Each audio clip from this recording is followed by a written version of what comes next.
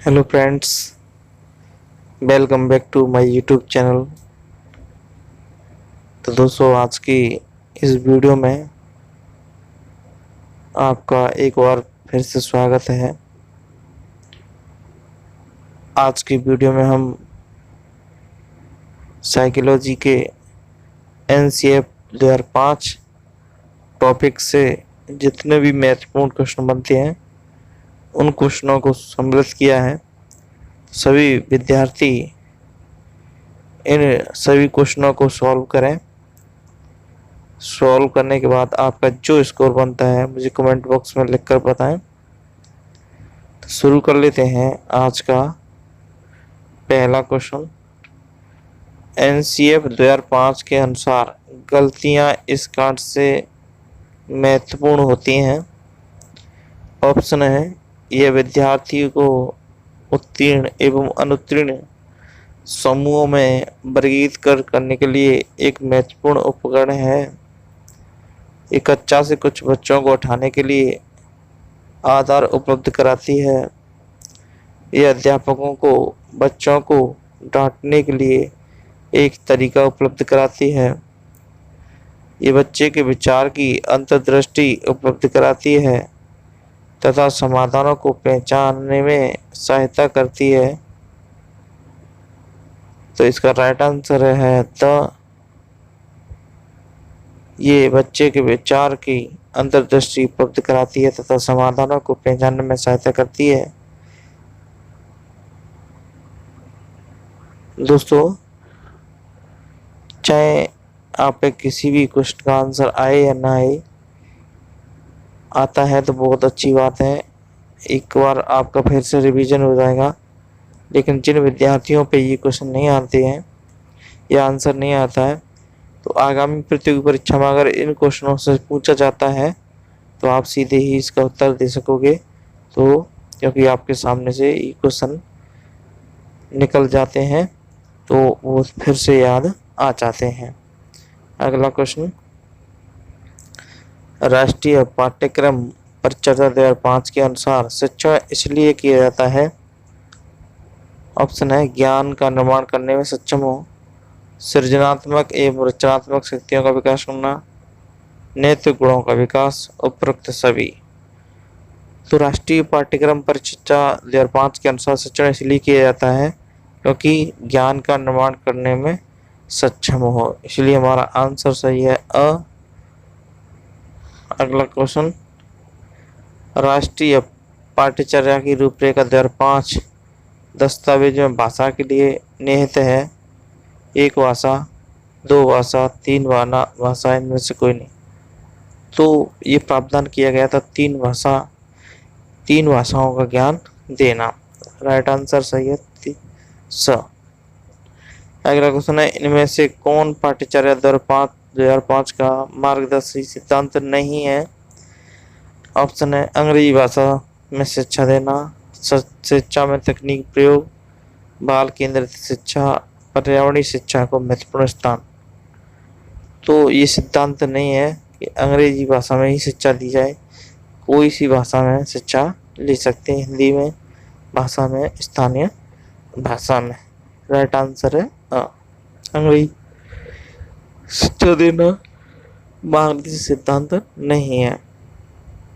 अगला क्वेश्चन है, राष्ट्रीय पाठ्यचर्या रूपरेखा 2005 में भारत की धार्मिक एवं सांस्कृतिक विविधता को मानना, स्त्रियों के प्रति सम्मान एवं जिम्मेदारियों का दृष्टिकोण को बढ़ाने के प्रोग्राम का आयोजन एवं वृत्त चित्र तथा फिल्मों को एकत्रित करना एवं दिखाना जिनके माध्यम से न्याय एवं शांति में वृद्धि हो को सुझाया गया है, ताकि शांति की शिक्षा दी सके, नैतिक शिक्षा देना, सभ्यता संस्कृति का स्थान देना, उपयुक्त सभी।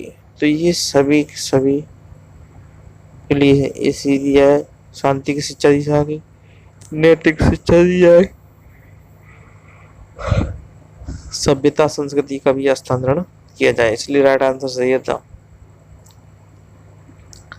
अगला क्वेश्चन है, राष्ट्रीय पाठ्यचर्या रूपरेखा 2005 में बहुभाषा को एक संसाधन के रूप में समर्थन दिया गया, क्योंकि ये एक तरीका है जिसमें प्रत्येक बालक सुरक्षित महसूस करे।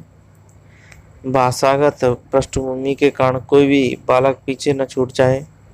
यह बालकों को अपने पर विश्वास के लिए प्रोत्साहन देगा। इनमें से सभी, ये सभी हैं एक बहुभाषा को एक संसाधन के रूप में समर्थन दिया गया, क्योंकि इसलिए दिया गया था, यह तरीका था कि प्रत्येक बालक सुरक्षित महसूस करे। भाषागत पृष्ठभूमि के कारण कोई भी बालक पीछे न छूट जाए। यह बालक को अपने घर में अपने पर विश्वास के लिए प्रोत्साहन देगा, इसलिए सभी क्वेश्चन पॉइंटों को सम्मिलित किया गया। राइट आंसर है सही इनमें से सभी।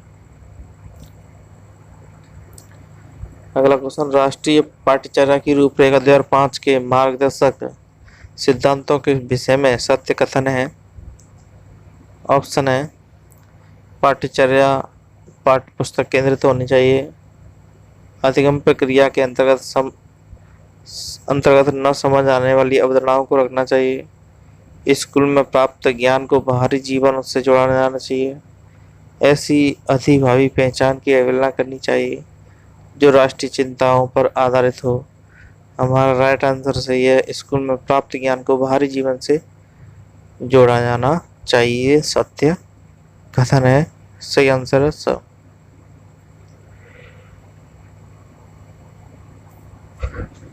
अगला क्वेश्चन, राष्ट्रीय पाठ्यचर्या की रूपरेखा 2005 के अनुसार बाल केंद्रित शिक्षा शास्त्र में शिक्षा को किस प्रकार नियोजित करने की आवश्यकता है।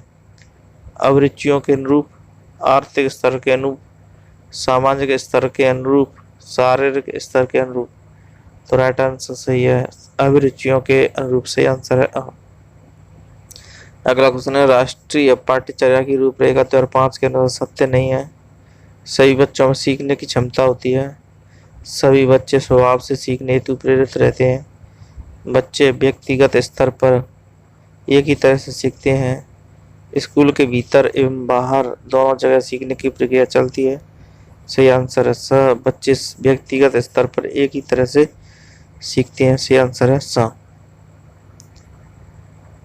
अगला क्वेश्चन है, राष्ट्रीय पाठ्यचर्या के रूपरेखा 2005 के अनुसार कक्षा में शिक्षक की भूमिका होनी चाहिए, एक उत्प्रेरक के रूप में, एक आदेशक के रूप में, एक नेता के रूप में, इनमें से कोई नहीं।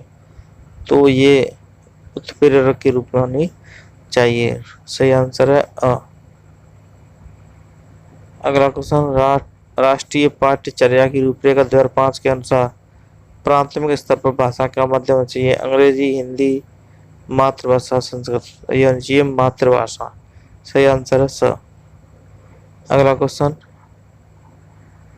राष्ट्रीय पाठ्यचर्या की रूपरेखा 2005 के अनुसार बच्चों के लिए आकलन का सही तरीका है, वार्षिक परीक्षाएं, दैनिक गतिविधियां, अर्धवार्षिक परीक्षाएं। तो ये सही है, दैनिक गतिविधियां ये आकलन का सही तरीका है। अगला क्वेश्चन, यदि बच्चे फेल होते हैं तो वे दर्शाते हैं अपनी असफलता को, स्कूल की असफलता को, समाज की असफलता को, परिवार, तो वो दर्शाते हैं स्कूल की असफलता को, सही आंसर है ब। अगला क्वेश्चन है, कला विषय को स्कूली शिक्षा के स्तर पर शामिल किए जाने पर बल दिया जाना चाहिए, पूर्व प्राथमिक, प्राथमिक, उच्च प्राथमिक, इन सभी स्तरों पर। सही आंसर है इन सभी स्तरों पर, पूर्व प्राथमिक, प्राथमिक, उच्च प्राथमिक। और आज का अंतिम क्वेश्चन, राष्ट्रीय पाठ्यचर्या की रूपरेखा 2005 किस सूत्र के आधार पर पाठ्यचर्या के बोझ को कम करने पर बल देती है। शिक्षा बोझ के साथ, शिक्षा बिना बोझ के, शिक्षा पर्यावरण के साथ, शिक्षा पर्यावरण के बिना। सही आंसर है शिक्षा बिना बोझ के, सही आंसर है ब। दोस्तों वीडियो कैसा लगा कमेंट करके जरूर बताएं, और आपका क्या स्कोर रहा वो भी कमेंट में जरूर लिखकर बताएं। अगर आपने अभी तक हमारे चैनल को सब्सक्राइब नहीं किया, चैनल को सब्सक्राइब कर लें, साथ में बेल आइकन प्रेस कर लें, क्योंकि हम ऐसी वीडियो लेकर आते रहते हैं। मिलेंगे एक नई वीडियो में, तब तक के लिए नमस्कार।